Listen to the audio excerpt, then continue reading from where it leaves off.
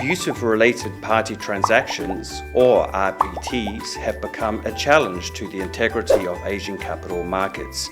This video clip will explain to you why RPTs in Asia need to be better monitored and governed.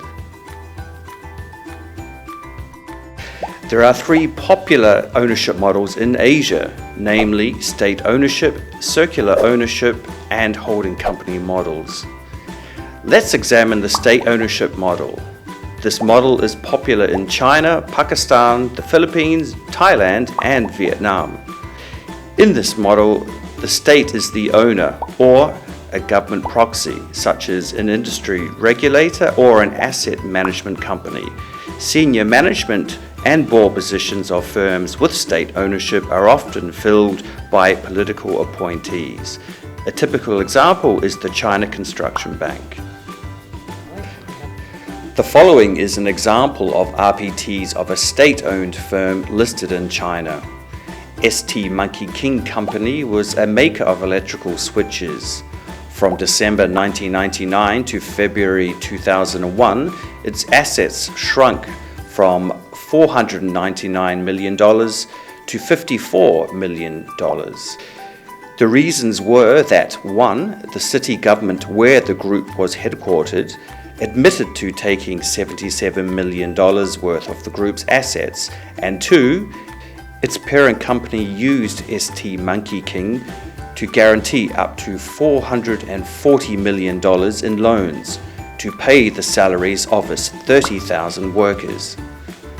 Next is the circular ownership model, like the Korean chaebols or Japanese keiretsus. Japanese banks tend to take equity ownership in their borrowers to ensure that the companies stay capable of repaying their debts.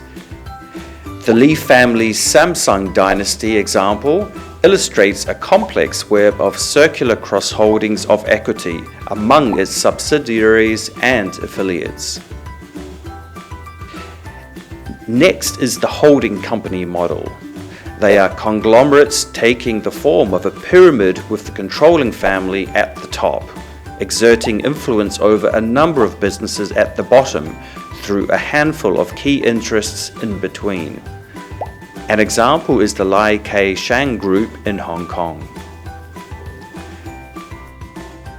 Abusive RPTs often cause a loss of business opportunity for the listed entity, overpayment of an asset, or simply making use of financial services in a way that places the listed entity at risk.